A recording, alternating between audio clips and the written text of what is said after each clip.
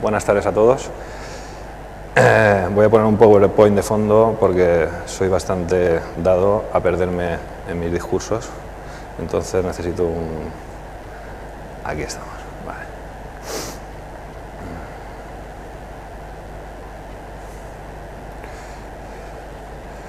Vale. Bueno, buenas tardes a todos. Primero agradecer a David y a Esther que me invitaran también a estas jornadas, agradeceros a todos que estéis aquí también.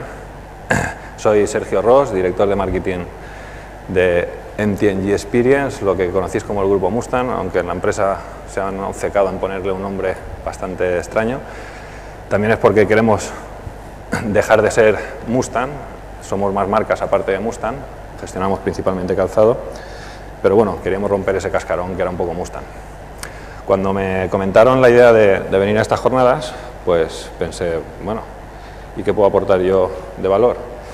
Claro está, al ver un poco el perfil de las jornadas anteriores, pues estaba claro que lo que se pretende es acercar un poco el mundo profesional también al mundo universitario o a parte de vosotros que estáis estudiando que intentáis saltar o dar el salto al mundo profesional.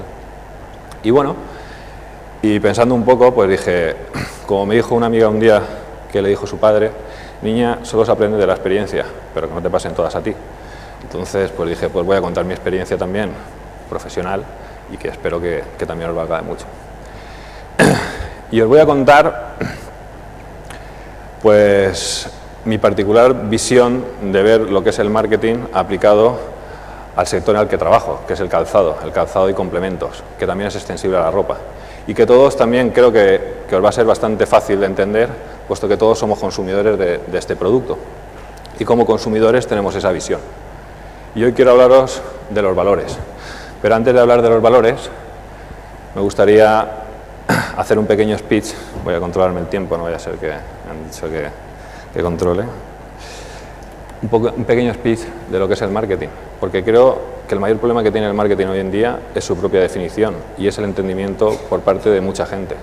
Lo primero que yo me tropecé cuando empecé a trabajar, entré a trabajar en la empresa, era que en la empresa se hacía mucho marketing, se estudiaban los precios de venta al público, se hacían introspecciones o viajes como llaman, viajes de tendencias, pero realmente nadie sabía lo que era la palabra marketing de los que estaban allí trabajando.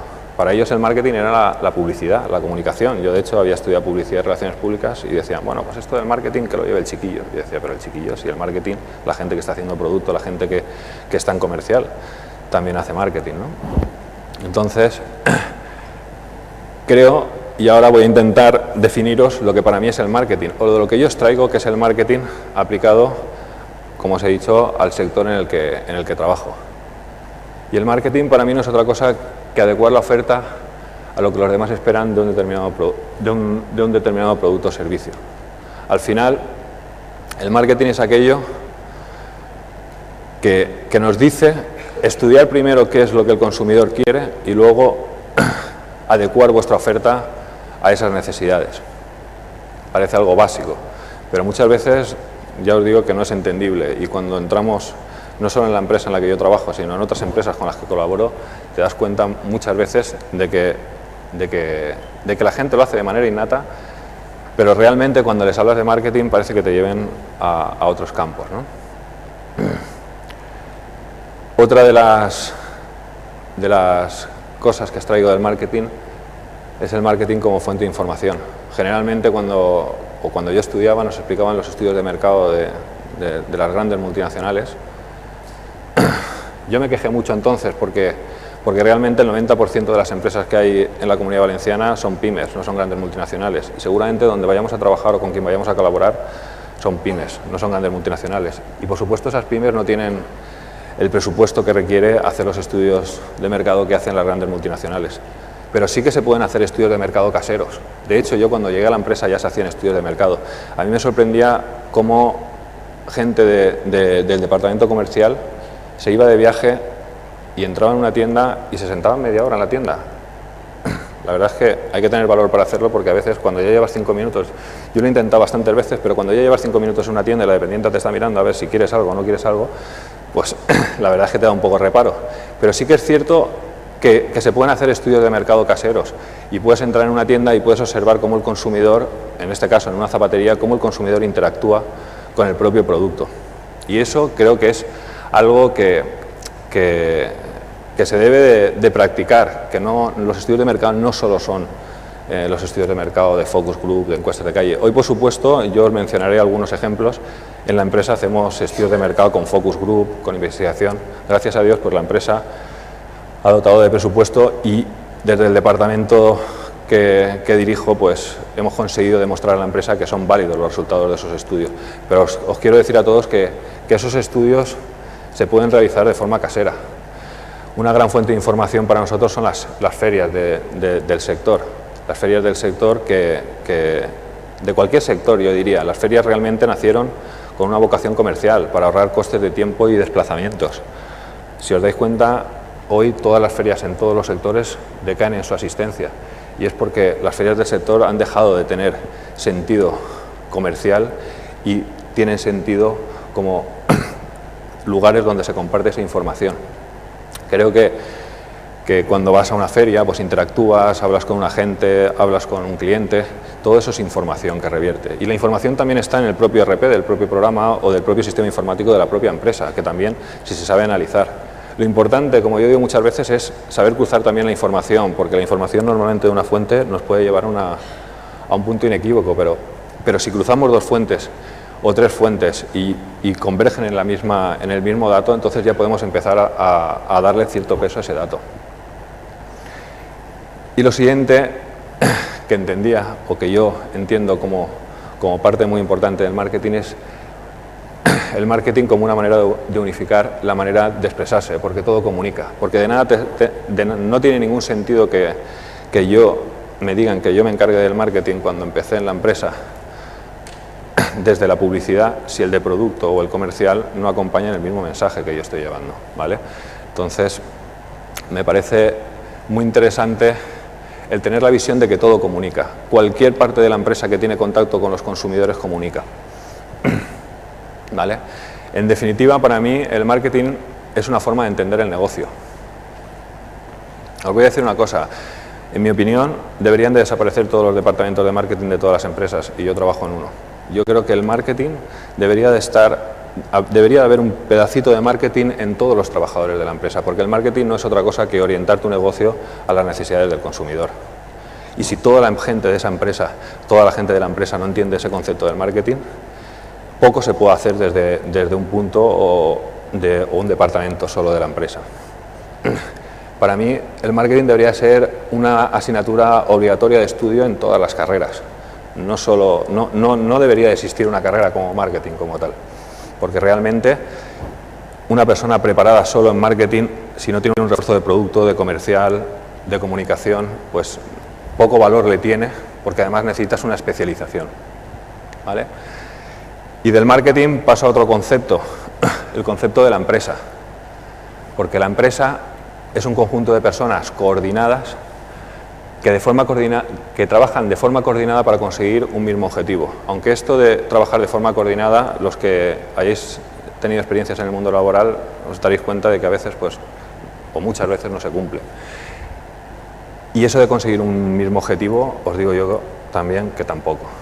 En mi empresa podría decir que el 60% de las personas que trabajan no tienen clara cuál es la utilidad de su trabajo real con respecto al objetivo de la empresa. Y yo trabajo en esa empresa y tampoco es cuestión de criticarla, pero os quiero decir que en mi experiencia es así. O sea, me doy cuenta cómo desde la persona que contabiliza las facturas hasta la persona que está en recepción no tiene claro cómo traducir la utilidad de su trabajo para el fin de la empresa, que al final el fin de la empresa es vender, pero cómo contabilizando facturas puedo llegar a vender más. Y esa es la cuestión que nos deberíamos de plantear todos desde el puesto de trabajo que tenga cada uno, ¿no? Parece un concepto muy básico, pero yo os digo que mi experiencia profesional no está tan claro. Y eso también demuestra, como decían algunos de los anteriores ponentes, que hay mucho trabajo por recorrer y hay muchas cosas por hacer. No pensemos que está todo inventado. Pero la empresa son personas, ¿vale? Se habla mucho ahora de la responsabilidad social corporativa de las empresas y yo, que también participo de la fundación de la empresa, os digo que la responsabilidad social corporativa de las empresas tampoco sirve de nada, porque lo que realmente tiene valor es los valores de las personas que trabajan en las empresas. Si las personas que trabajan en las empresas no son solidarias, difícilmente esa empresa será responsable, ni será social, ni será corporativa. Al final las empresas son personas. Si tratamos de imaginar una empresa sin personas, que yo a veces pues, hago ese ejercicio y me imagino una tienda con máquinas solo expendedoras, pero es imposible porque esas máquinas las tiene que recargar alguien. O sea, al final la interacción de las personas es importante dentro de las empresas y hay que tomar como valor de las empresas las propias personas que trabajan en ellas. Y hablando de esas personas, paso al siguiente concepto, que son las personas en sí. Las personas como recurso imprescindible, como os he dicho, de las empresas. Sin personas, las empresas no serían nada. En la empresa que yo trabajo, gracias a Dios, pues desde la dirección se promueve una gran vocación al bienestar del propio trabajador, porque el trabajador es el que va a dar el resultado de lo que la empresa tiene que hacer. Pero las personas son recursos únicos y diferentes. No conocemos ninguna persona que se parezca a otra, ni siquiera hermanos gemelos, ni hijos entre sí. O siempre solemos decir que, mira, los hermanos, uno ha salido así, otro ha salido así. Las personas somos diferentes y eso hace que las empresas sean diferentes. Aun dos empresas ofreciendo el mismo producto, no encontraremos un nexo de unión que digamos, esta empresa y esta empresa son iguales. No, aunque el producto fuera idéntico, siempre notamos diferencias porque detrás de esos productos hay personas trabajando. Y las personas somos diferentes porque tenemos valores y porque cada persona tiene valores distintos. Y esa es la verdadera diferencia de las personas. No nuestro aspecto físico, sino en nuestro interior son los valores los que nos diferencian unos de otros. Y ahora paso al concepto de valores. Los valores son la base de nuestra conducta. ¿Por qué? Y básicamente os digo, porque desde que somos pequeñitos nos imponen las creencias de nuestros padres, de nuestro entorno, que nos dicen lo que está bien y lo que está mal. Y eso, de esas creencias, extraemos las que a nosotros nos convencen y las convertimos en valores. Y esos valores, a su vez, se traducen en actitudes que a veces son visibles y a veces no son visibles. A veces podemos detectar determinadas actitudes en ciertas personas, pero a veces esas actitudes no las vemos a simple vista. Pero esas actitudes lo que nos llevan es a la conducta de las personas. Y la conducta sí que es visible. Y si rascáramos en la conducta de todas las personas, detrás veríamos cómo hay una escala de valores. Muchas veces yo anteriormente también me dediqué al departamento de exportación, viajaba mucho y bueno, y todos los que habréis viajado os dais cuenta que cuando viajáis y volvéis a casa decís, guau, como en España en ningún sitio. ¿Y por qué es eso? ¿Que es España el mejor país para vivir? No, realmente porque es el entorno que conocemos y porque convivimos con personas con valores parecidos. Cuando viajas a China, cuando viajas a Estados Unidos, cuando vas a otros sitios, te das cuenta de que existen otras escalas de valores bastante más diferentes a las que tú vives en tu propio país, y eso es lo que te da tu zona de confort, el poder entender o el poder convivir con gente que lo que está bien para ti está bien y lo que está mal para otros está mal. Y cuando viajas a veces esa escala difiere mucho, aparte de que el entorno es desconocido y te hace sentirte mucho más incómodo que cuando vuelves a casa. Y los valores yo los pongo como una manera de hacer las cosas. Como os he dicho, si las empresas son personas, si las personas tienen valores, los valores realmente son la esencia de la diferencia de las empresas. Cuando nos dicen hay que ser diferentes en el mercado, hay que tener una propuesta diferente, todo eso nace de los valores de las personas. Y además los valores son una fuente perdurable en el tiempo, como os he dicho. Las creencias de nuestro entorno son las que hacen configurar nuestros valores. Y nosotros, a su vez, seguimos transmitiendo esas creencias e intentamos inculcar esos valores en otras personas. ¿Cuántas empresas hay hoy en día pensando o rompiéndose la cabeza cómo pueden hacer que esa empresa dure en el tiempo y que no desfallezca con un cambio generacional o con los valores? Y por último, hablando de los valores, penúltimo, los valores como filtro de la contratación de recursos humanos. Es fácil cuando el empresario o el que dirige la empresa trabaja en ella y la empresa es pequeña y todos lo ven, es fácil detectar esos valores porque esos valores te los transmite esa persona. El problema lo tienen las multinacionales, que ya no todos los trabajadores están en contacto con la dirección de la empresa y normalmente pues, se piensan que poniendo los valores en un fondo de pantalla, como hemos visto a veces en algunas multinacionales, eso se resuelve. No, eso no se resuelve así. Eso se resuelve identificando los valores que se quieren para esa empresa y filtrándolos en la contratación de recursos humanos. Porque al final, si son capaces de conjuntar un grupo de gente que aglutine unos valores, esos valores al final serán proyectados en el producto, en el servicio, en lo que haga esa empresa. Y por último, y esto lo practicamos mucho en la empresa, los valores como eje de las acciones de la marca. No sabéis cuántas discusiones he tenido yo, y más en el mundo del calzado y de la ropa y de los complementos, acerca de si esto me gusta o esto no me gusta, acerca de los gustos, porque todo el mundo opina sobre esto. Pues este diseño de zapato me gusta, este bolso no me gusta, y esas discusiones siempre han sido inútiles, porque realmente sobre gustos, como dicen, no hay nada escrito.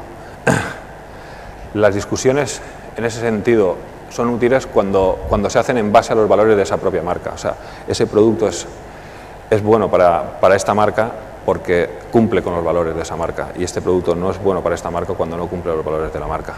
Al final, los valores que se le asignan a cada marca, que deben de estar en el equipo que trabaja detrás de ella, son el filtro para saber qué cosas son de la marca. Y ahora aparco un poco los conceptos que os he querido decir de manera rápida y os voy a hablar un poco de lo que es el negocio en el cual yo trabajo, que es el negocio de la ropa, calzados y complementos, aunque ya os digo que sobre todo es el calzado y los complementos. Y primero entendamos qué necesidades se cubren con el negocio de la ropa, el calzado y los complementos. Las necesidades cubiertas con la indumentaria. La primera, la protección del clima, el frío, tenemos calor, nos protegemos por eso. La segunda, la autoconfianza. ¿Cuántas veces nos hemos puesto una camisa que no nos gustaba o nos hemos puesto una prenda que no nos gustaba y hemos ido por la calle sintiéndonos inseguros, incómodos? Y cuando nos hemos puesto o cuando vamos vestidos como a nosotros nos gusta, nos sentimos mucho más confiados y mucho más seguros de nosotros como personas. Pero también la comunicación. Cada uno de nosotros comunicamos. Yo hoy, como voy vestido, comunico parte de mi estilo y parte de mi forma de ser. Y lo que nos ponemos encima es un elemento básico para nuestra comunicación, sobre todo la no verbal. Y por último, la integración al grupo. No nos gusta sentirnos marginados, no nos gusta sentirnos excluidos. Nos vestimos conforme entendemos que el resto también nos integra, o con los gustos generales, por eso de ahí nace la moda, con los gustos generales que entendemos que están admitidos por el resto, porque si fuéramos vestidos de otra manera o si nos vistiéramos como los romanos mañana, pues seguramente la gente nos miraría y nos señalaría con el dedo, con lo cual nos sentiríamos excluidos. Y en la base de las necesidades que cubrimos con el negocio, con la indumentaria, es la integración al grupo. Pero os he de decir una cosa, aquí el 90% de la decisión de compra en la ropa, calzado y complementos es el producto. No nos compramos nada que no nos guste. ¿Vale? En la empresa, hoy actualmente el área de comunicación, comercial, todos se integran en el departamento de producto. Hasta los comerciales pierden más tiempo trabajando en producto que trabajando con sus propios clientes. ¿Por qué? Porque saben que con un buen producto su venta es mucho más fácil. Y ahí, en otros sectores, quizá como los relojes, a lo mejor el estatus es más importante y a lo mejor se compra más por imagen. La ropa, la decisión de compra está en el producto. Podremos ver a cualquier celebrity, a cualquier famoso con una prenda puesta, que si realmente no encaja con el estilo que a nosotros nos gusta, no nos la vamos a comprar. Quizá podamos llegar hasta la tienda, pero no nos la vamos a comprar. Ahí, me he ido. Vale. Y las características, por supuesto, más valoradas en este negocio, ¿cuáles son? Pues el diseño, es lo que estoy diciendo, pues que al final el propio diseño que se ajuste a la personalidad o a la que esa persona quiere comunicar al resto, que se sienta segura, que se sienta integrada, pues el 90% es el diseño. El precio es un filtro, el precio al final es un filtro según la clase social y el precio va asociado a la calidad experimentada. No tanto a la calidad experimentada, sino a la calidad percibida, al aspecto que nos da cada producto. Realmente, cuando vamos a comprar un producto y lo vemos, sin probarlo, ya estamos analizando si el aspecto de ese producto realmente, o de ese zapato, nos da la medida del precio que nos están pidiendo por él. Luego está la comodidad. Y la comodidad, aquí yo aprendí una cosa que hasta que no la conocí, realmente me pregunté muchas cosas. O sea, me preguntaba cómo me podía venir a mí una mujer y decirme que con un tacón de 8 centímetros ella iba cómoda. Y yo no lo entendía, yo decía, pero con el pie así no se puede ir cómodo en la vida.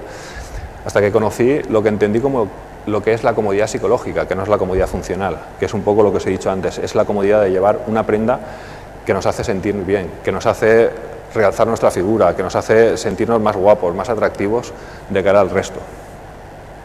Y por último la marca. Pero la marca no funciona tanto, funciona cuando los productos son muy similares y cuando nosotros decimos vamos a apostar por esta marca o esta marca porque nuestra experiencia ha sido mejor.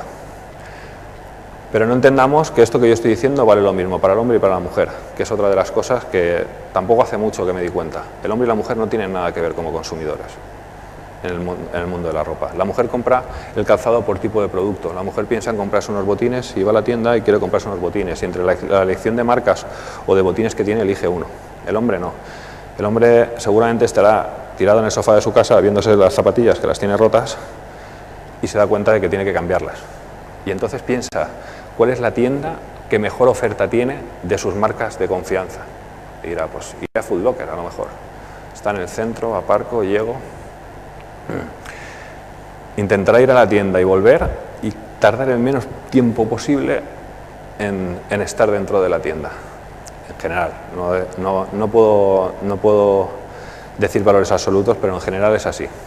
Fijaros en algunos detalles como las tiendas de diésel de ropa, el hombre está en la puerta y la mujer está en el fondo. Sí que hay marcas que se van dando cuenta de esas diferencias, pero hay otras marcas, otros establecimientos que no se dan cuenta, porque la mayoría de las zapaterías, si fuera así, y yo esto os lo estoy comentando en base a los estudios de mercado que hacemos, las zapaterías pondrían la zona de mujer por tipo de artículo y la zona de hombre la pondrían por marcas, y la mayoría no son así, con lo cual ahí también tenéis otro ejemplo de la cantidad de cosas que quedan por hacer. Y bueno, y hablaros también del producto como forma de comunicar de cada persona, porque nos gusta vestir como nos gusta vestir para comunicar al resto, porque seguramente si viviéramos solos en este mundo, pues a lo mejor hasta iríamos desnudos o nos vestiríamos solo para taparnos del clima. Pero no es lo mismo lo que nos influye en nuestro estilo cuando somos jóvenes que cuando vamos creciendo en edad. Y esa es otra de las cosas que he ido aprendiendo en mi experiencia. Cuando tenemos 18 años queremos sentir nuestra integración al grupo, nuestra participación en un grupo de amigos es mucho más fuerte que cuando tenemos 30 años. Cuando teníamos 18 años todos nosotros seguramente teníamos 20 amigos y lo que nos importaba era pertenecer a ese grupo. Yo tengo una reflexión que siempre digo de una niña de 15 años en un focus group de un estudio de mercado que decía: si mis amigas llevan Reebok, yo llevo Reebok o me muero, directamente, no decía nada más, me muero. O sea, para ella lo más importante era pertenecer a ese grupo. Pero en cambio, conforme vamos creciendo, vamos definiendo nuestro propio estilo, vamos perdiendo amigos y cuando llegamos a los 30, pues ya nos quedan 1, 2 o ningún amigo. Pero ya tomamos las decisiones en función a nuestro propio estilo. Y una de las cosas también que actualmente se está dando mucho es la bajada del valor de cambio. El valor de cambio en cuanto a que la gente hoy en día, sobre todo a edades más tempranas, prefieren pagar cosas más baratas y bajar la calidad para renovar su vestuario más habitualmente que pagar algo caro y mantener un vestuario estable. Hay una de las niñas que decía: yo prefiero coger 60 euros y gastarme 10 euros en unos pares en blanco y comprarme 6 pares de diferentes color y ir a ver a mis amigas cada día con un par de diferente color que gastarme los 60 euros en un par que me dure 4 meses. Y eso hoy se está produciendo. Quizá nuestras abuelas cuando querían comprarse una mesa pensaban en comprarse una mesa para toda la vida. Pero nosotros hoy, bueno, yo tengo un sofá en mi casa desde hace 5 años y estoy esperando ya si se rompe para cambiarlo. O sea, el consumo hoy está, digamos, impulsando la renovación constante y eso hace también una merma de calidad que todos podemos ver latente en las tiendas donde compramos. Y ahora os voy a poner 2 ejemplos de lo que pasa en el mundo, para mí, en el mundo, o lo que observo que pasa en el mundo de la ropa, calzado y complementos. Y son 2 caminos que toman las marcas. Las marcas con vocación a producto, que no se casan con un estilo concreto. Nosotros en Mustang promovemos mucho eso. Que no nos etiqueten, porque en el momento que te etiquetan es el primer paso para pasarte de moda, cuando dices, bueno, esto es gótico, pero cuando se pasa a lo gótico, esta marca se pasa de moda. Entonces, realmente tienes una actitud camaleónica para que no te etiqueten. Y, por supuesto, emplean esa renovación constante para incentivar el consumo, ¿vale? Ejemplos de marcas con vocación a producto, pues Zara, H&M, Primark, todas las conocemos. Y ahora, las marcas con vocación a valores. Marcas que tienen filosofías mucho más definidas y que pretenden esa identificación con el consumidor. Generalmente se dedican a segmentos mucho más concretos y o a momentos de uso mucho más concretos. Y lo que hacen realmente es, como decía al principio, y ahora lo conecto con el principio, es inculcar esos valores en los equipos que hay detrás, para que realmente no sea superficial esa transmisión de valores, sino sea real. Yo os puedo poner aquí dos ejemplos que conozco desde el mundo del calzado, sobre todo Panama Jack, ¿vale? Panama Jack tiene su filosofía Natural Life y de ahí nunca ha salido. Podría haber intentado cambiar de estilo, pero se mantiene fiel a eso. Este tipo de marcas como Dr. Martens pasa a veces, se ponen de moda, se consumen masivamente, pasan 10 años y a los 10 años vuelven a ponerse de moda, pero se tiran ahí valles que realmente desaparecen del mercado, ¿vale? Yo no quiero deciros si es mejor un camino o es mejor otro camino, yo solo quiero expresar un poco cuáles son los dos caminos que podéis ver como consumidores en todas las tiendas, marcas y productos de la competencia. Y bueno, como conclusión, yo sí que deciros que la crisis que dicen que vivimos hoy actualmente, dicen que es una crisis de valores. Yo creo que esa crisis de valores se la debemos de exigir. Hay mucha crítica a los políticos, hay mucha crítica a muchos sectores, pero esa crisis y sobre todo esa crisis de valores nos las tenemos que exigir a nosotros mismos como personas, ¿vale? Porque yo creo que nadie va a cambiar eso si nosotros no lo cambiamos, ¿no? Y cambiarlo es con los valores de cada uno, o sea, defender esos valores que hagan que la sociedad pues sea un poquito mejor para todos. Y nada más, muchas gracias.